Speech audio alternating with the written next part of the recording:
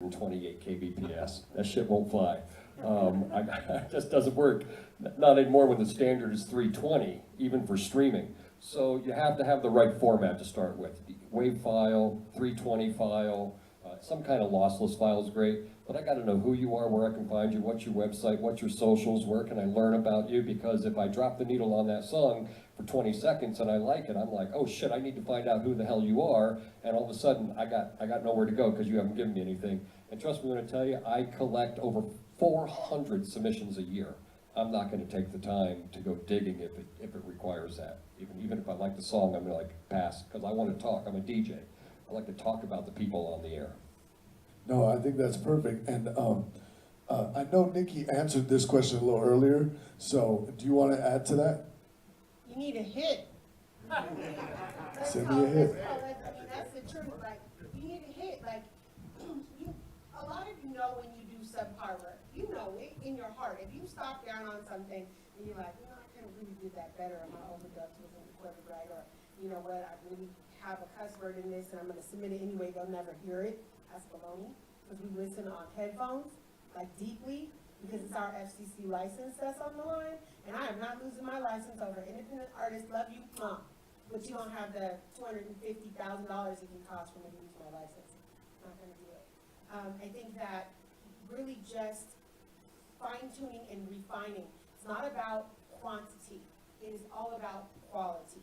So do less music. If you only have a fixed budget of $5,000 to go into the studio and record, don't think you're going to come out the studio with 5,000 tracks, right?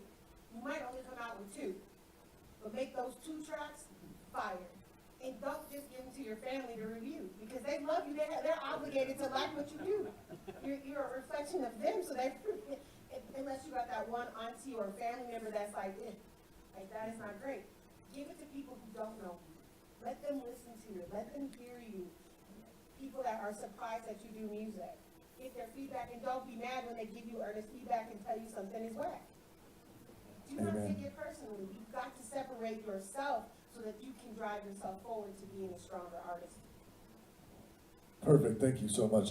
This next question is for DJ K-Tone, and this is in terms of making music with the DJs and promoters in mind.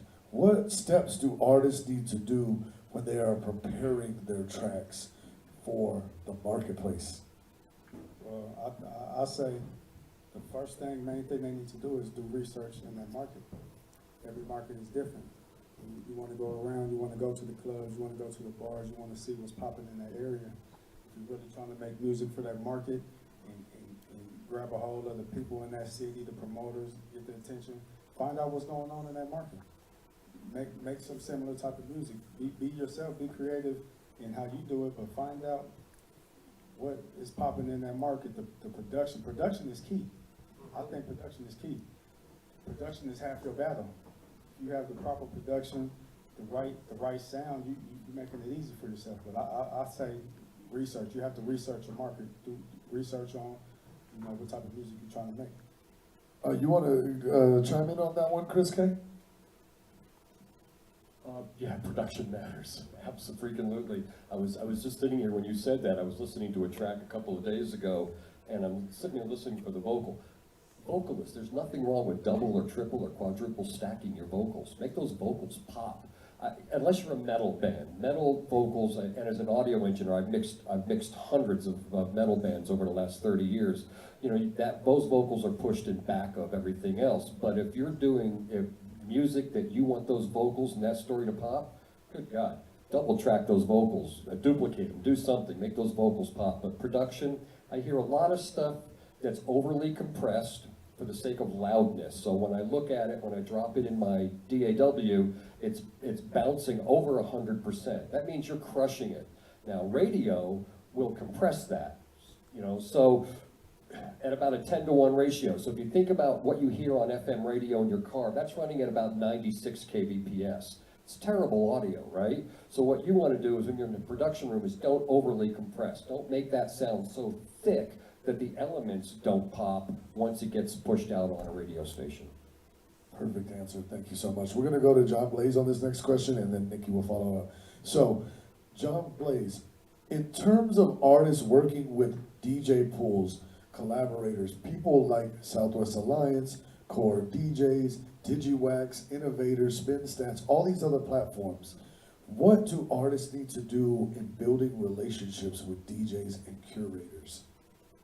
I mean, I think that's probably one of the most important things is creating relationships. You know, opportunity creates opportunity, I always say. And the more network you have, the more opportunities you have. And in this business, you need every break that you can get. And having relationships, just knowing the DJs. You know, I look at some of the artists in Phoenix that have had success, and there's one particular. I was working in Old Town Scottsdale. For those who've been there, it's Party Central in Phoenix. Every Friday on one of my gigs, one of the artists would come see me. He'd buy me a drink, just say hello, and he wouldn't push a record on me every time. But if he had one, I was more prone to, take a listen. And he wouldn't even make me play it then. He'd say, just, it's in your email. But I think the point is he created that relationship. So every time I saw him, it was business, you know what I mean? And we had that relationship up until today. So I feel like relationships are very key because, we get hit up a lot. You know what I mean? I know K-Tone understands this, and I know you guys do. And we're busy. When we're not DJing on weekends or doing parties, we're looking for records, and we can't just play everything. So, if you again, going back to the professionalism, how you present yourself, it helps. But having the relationships with DJs, because those will lead to other situations, because a lot of us are on radio. A lot of us are at music conferences like this. We're always looking for the next thing. I've had about 2 or 3 of you that I've met today ask me, well, who's your favorite in Phoenix, and who's making noise? You know what I mean? And I feel like that's an opportunity for that artist and all of us to kind of just further that to more opportunities. Perfect. Real quick before we go to Nikki, when we do go to break, there are silent sessions. You will see them in your planner there. You can scan and go listen to. There are several pieces not only about using your departments, but collaborating with other sources. Please listen to that over break or when you have a chance. Nikki, if you want to follow up with that same question. I love the DJ pools. I love the DJ pools because they're at the street level first. And so we have a relationship. I think people think that radio stations don't have relationships with external DJs because we have our own staff that are mixers and doing the work of that piece. But we utilize the same leverage that DJs use, right?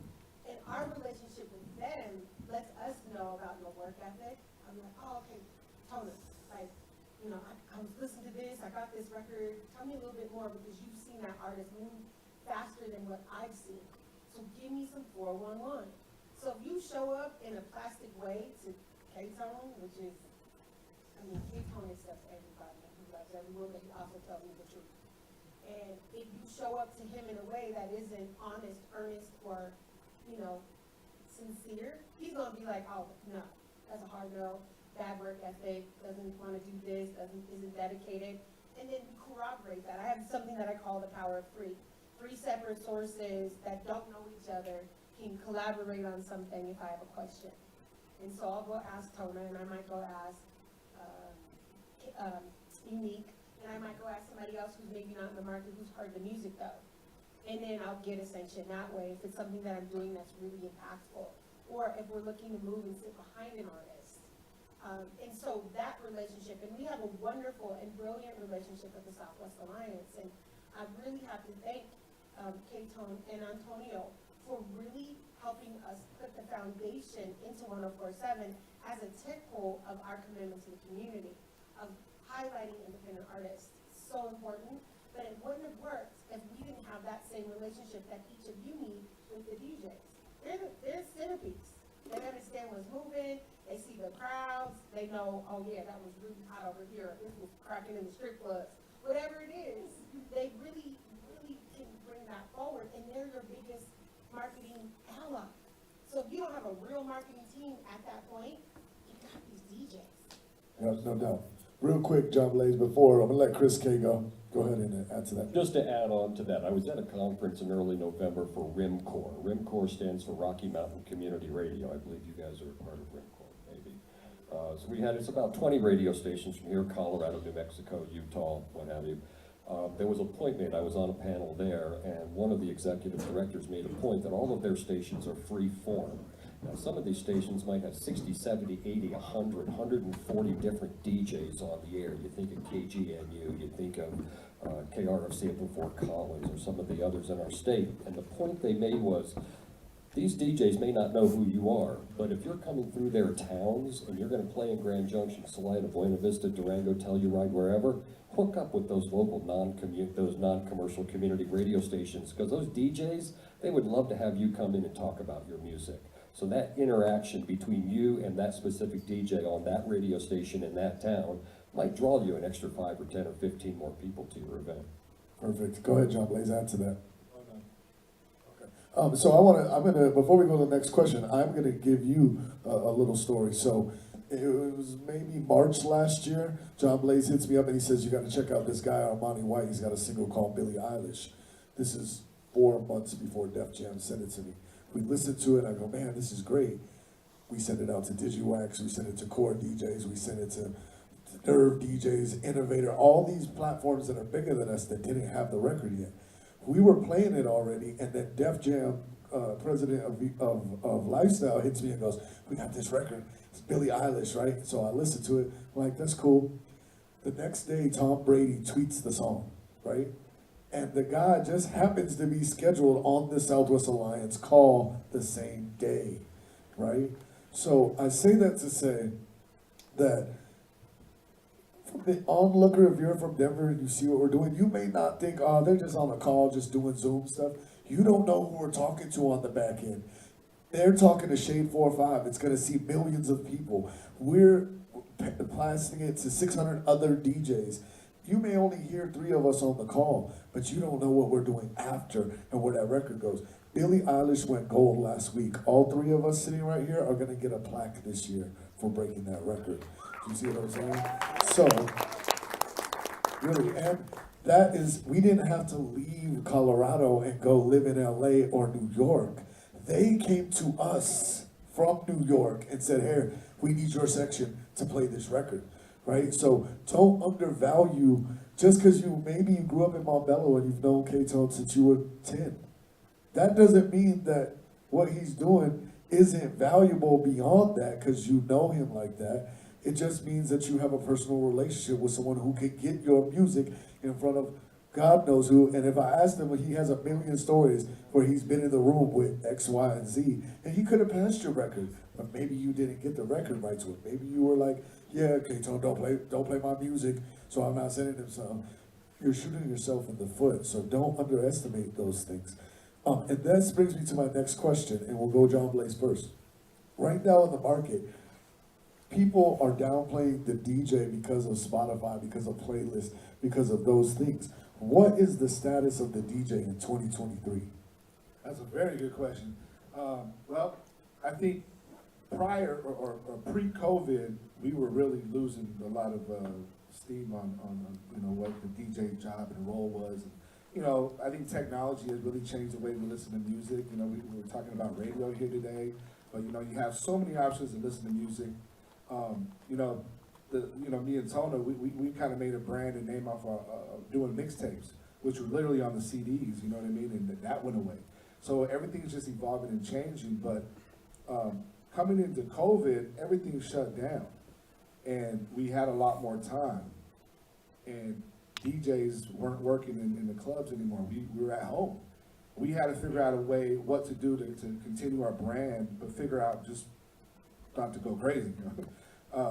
And you saw DJs going live on social media, and then that kind of turned into a whole thing of itself. Now DJs getting more respect because now you're appreciating what DJs do. You can listen to playlists, you can create your own playlist, have every great record, you know what I mean, that people either are listening to or haven't heard yet, but it's not going to be the way it's played when a DJ does it because the DJs, we have a skill. You know what I mean? We look at who's in the crowd, we know what we could play, when to play, how to play it. Another DJ can play the same exact music that I play, and I guarantee you it's not going to be the same way you hear it. And I feel like COVID kind of brought that back, and now, with the relationships with radio and DJs, and I know DJs the jobs are kind of being, the whole industry is kind of just shrinking. But now more platforms are beginning, you know, like that's why I created a radio station, you know, that's global, it's digital, you can go to the website, you can download the app, and I have multiple DJs on my station. You know, now we're putting music in, you know, all the way to satellite radio. We have relationships with The Drop, who's playing music from Arizona. That wouldn't happen without opportunities with networking and relationships. So I think that's something. I want Nikki to touch on this because The Drop features all kinds of different DJs. They have them live, they're with Unique, and from all kind of styles. So what's the status of the DJ right now, Nikki? I had said this earlier, it's one of the most important components. I never see the relationship broken, and if we are misevaluating the role of a DJ, then that's on the person who's misevaluating it, because it allows me to have a greater extension. As a former program director for a radio station, I needed the extension into community, and the only way I could do that was to have a deep team. Now, I only have so much money to spend on staffing. However, the role of the DJ could extend our brand into markets like Arizona, into Colorado Springs, into Pueblo, and we can start to put our tentacles out there, and we can bring back a wider variety of sounds. And so the DJ to me will always be effervescent. Now, for on air, people say that radio is dead, and I think that is the biggest fallacy in history. It's like, you know, seeing a bad commercial or believing fake news. Radio is not going anywhere, and it's not going to go anywhere. And I will say it this way: when you saw the wars and all the things going down in Ukraine, there was one industry that maintained itself the whole time. It was radio. That connected tissue, no matter what. Even if you're listening to Spotify or your own in-car DJ on a regular basis, you're still going to tune into radio a little bit, just to find out what is cool, what's happening, where the concerts are, can I win tickets. Even if you're just a prize pick and you want to go out and you want to win some stuff, it's good, you're still going to listen to me at least 15 minutes out of the day. And it may not even be consistent. It might be 2 minutes over here, a minute over here. Doesn't matter. Radio is not dying. It's just evolving, just like the music industry is. So the role of DJs, critical and always will be. We work in tandem to each other because, again, it's a sanctioning of the culture. Hip-hop music, and I'm only going to talk about hip-hop, hip-hop music is sanctioned by the DJs. It was started by the DJs. It was a house party that started the movement. And that was because the DJ broke the beats, and then now we are here. Perfect. So that's what I would say about that. I want to get to some questions from you guys, but I do want K-Tone to answer that just a little bit because, listen, he's went through every stage, and people still get excited when they see him playing live on the radio and just got tagged in a reel yesterday. What's the status of the DJ today? And the DJ is the most important factor to me.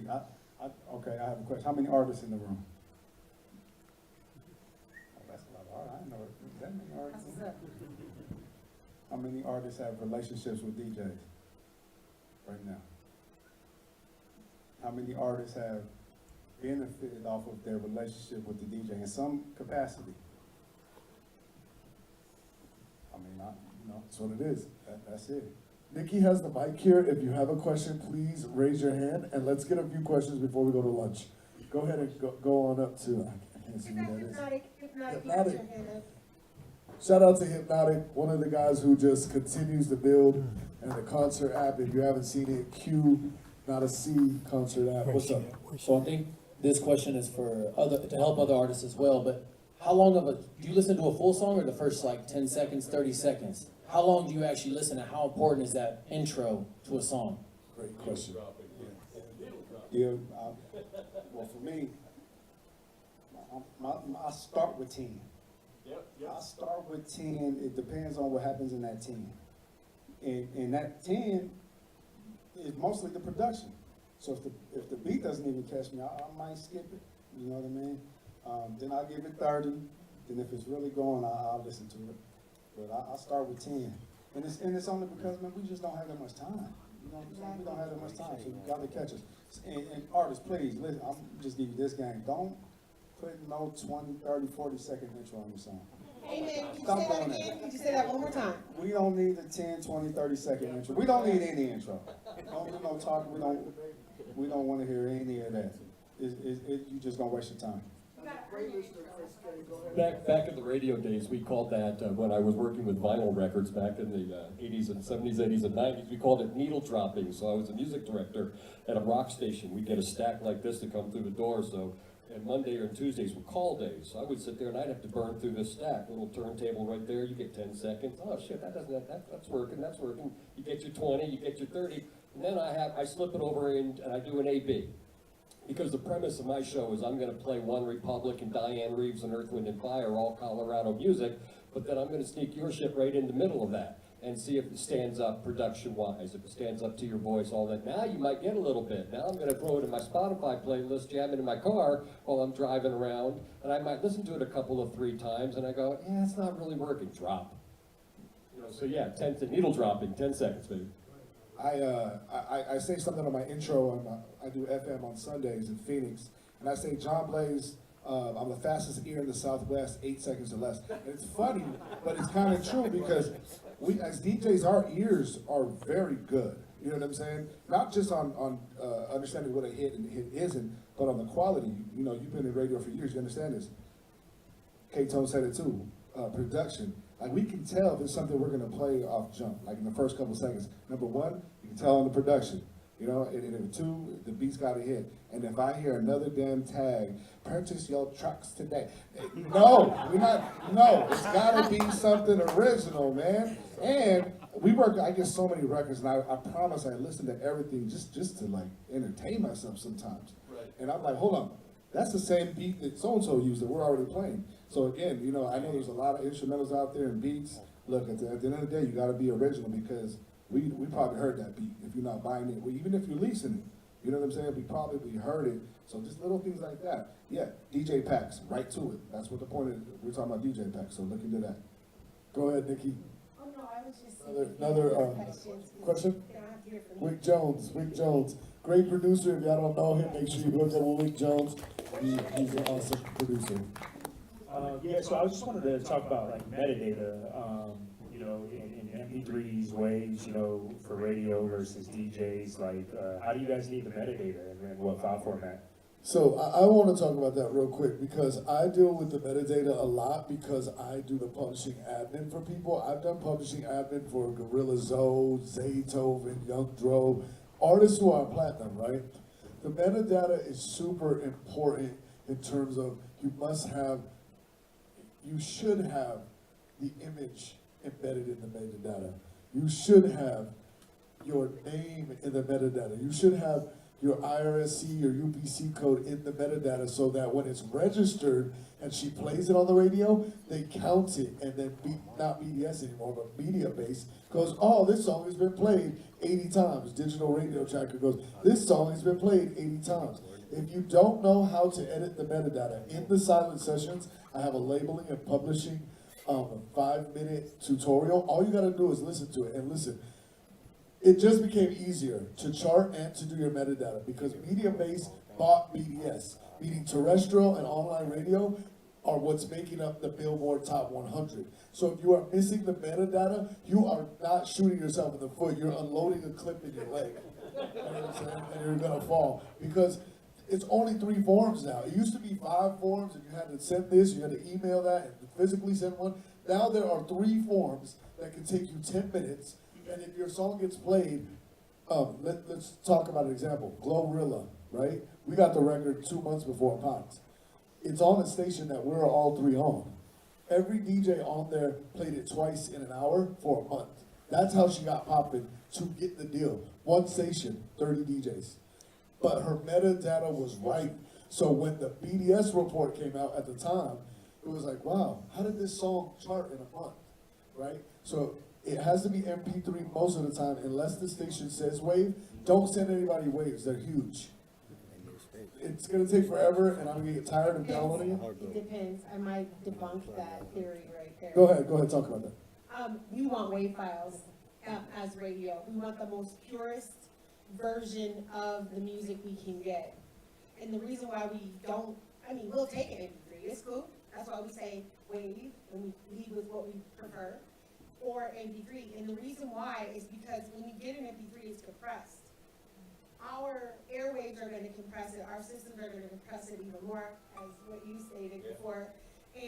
But we want a wave, we want the purest form of that element that we can receive to be ingested into our. But it's about knowing your medium though, right? It's like about knowing who you're submitting it to. And this is like a resume, this is, if you guys walk out of here with nothing else but this, think of this as a resume builder. When you're submitting music to any station, wait, you are like, I adore you, you know this already, we've had many conversations. You are very professional, you come through every way. When I ask for something from you, I get it before I ask for it to be done, right? You get it to me before I said, I want it on the 8th, you get it to me on the 7th. You get it on the 6th, you get it on the 1st, you get it whatever. It's always early, so I appreciate that from you. When you're submitting, really pay attention to that. This is a resume builder. So like when you apply for a job, you know the best way to do it is to tailor your resume. Each submission should be tailored for that particular medium. If I'm asking in terrestrial radio for you to submit in one way, that doesn't mean that that's the formula that you need to submit when you go to ICOM. They can have a different requirement. And what we get is blanket submissions. Dear sir or madam, we get those. Hey DJ, we get those too. Reviewing panel, we get that too. And we're so explicit about who it is, we tell you, hey, send it to this person, send this. And I talk about it on the air on a regular basis during Colorado Local Love. You're really specific, and I'm like, aha, this artist, I've called artists out over the year about their way that they've submitted their music, right? Metadata is critical. This is like, not paying yourself. He says shooting yourself, and I'm like, no, this is costing you money. Think of it this way, somebody's taking money and you didn't give authorization to take their money. That's how it works, and in that space. And so metadata is critical, and when you look at the car and an RDS, which is the display for in car, that's all from what you guys give us. And if you don't give us the right information, and it's some old thing, and you never ever went back and took care of it, you actually can't, and somebody loved your song, trust and believe, we get it in text messages upstairs all the time, it's on you. That person could have looked at the radio and said, oh, that's that artist, I want to learn more.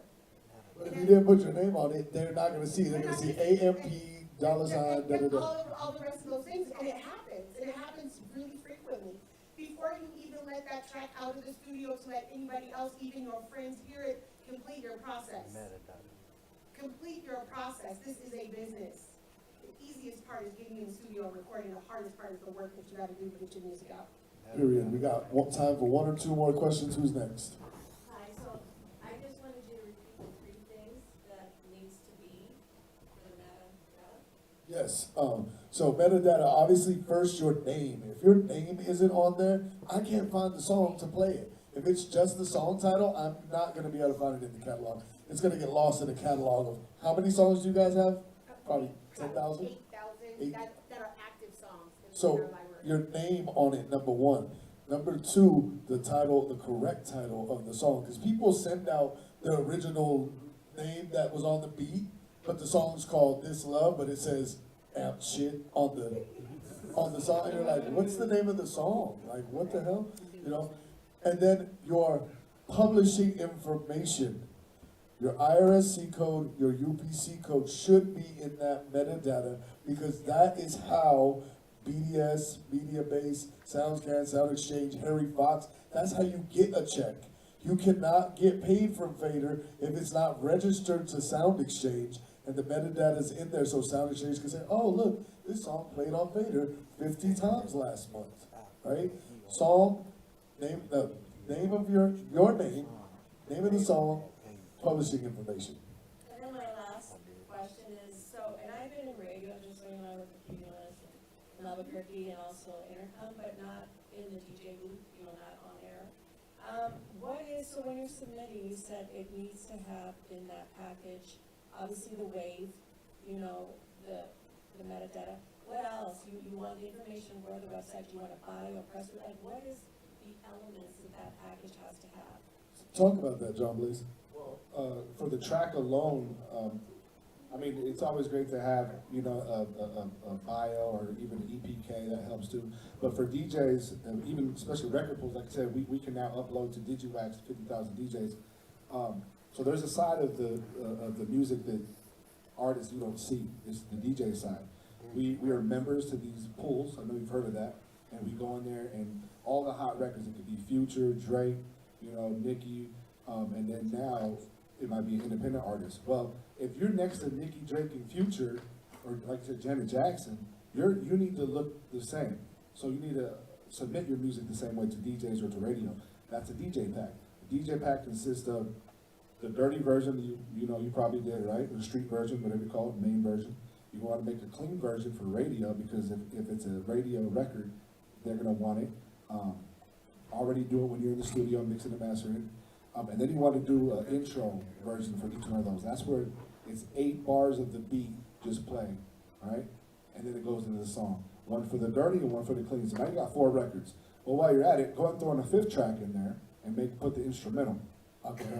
Right? So then, and the reason for the intro on these records is because when we're mixing, any DJ, every hook and chorus in a song is usually 8 bars in hip hop, at least, or in country and everything. Actually, that's where we start to mix. Or in radio, they might talk over that part. You know what I mean? So it's important to give 5 tracks and then throw the artwork in there. You know, whatever you can do to look more professional. But that, on the music side, that's what's expected. And I'll tell you from the back end, looking at DigiWax, when I load somebody's song, it's just the intro and dirty, they're only getting 1/4 of the downloads. Like, shout out to Adele Mitchell. I loaded his song, Second Chances, had all 6 versions. He got over 100 downloads from DJs that don't know him, that we don't know, because they saw an intro clean, they saw an acapella and instrumental, and they said, I could be creative by having those things, or I could throw Rihanna's beat under his vocals because it fits BPM-wise. So don't limit yourself in terms of just sending out a dirty or a clean, because you're missing half of the DJs who could remix it, make a reggaeton version, you know, whatever other type of version, because you gave them the ammunition that they needed to do their job.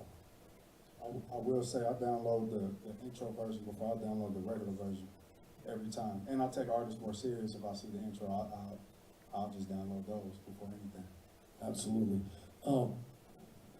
Chris, if you have anything else to add to that, yeah, go ahead and give it to him. And then we'll break for lunch. Name, website, socials, wave, those are the 4 primaries for the industry side of the industry I work in. You guys are like all talking Greek and things like that. But when it comes to folk, country, blues, AAA, rock, any of that type of stuff, if it's, you know, we're not mixing it at a club or doing a beat show or something like that, we need the basics. We need your name, we need to know where to find you, and we need a clean record. No F-bombs in the song, although that goes to a safe harbor thing, and there are stations now that after 10 o'clock at night will drop tracks with F-bombs, which is called safe harbor. I love it. I love it. Please make some noise for our panel. Give them a hand.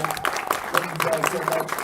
We're gonna go to networking, and then lunch. We'll be back at 2 o'clock. The next panel, democratization of music, starts at 2:15. So please get some lunch.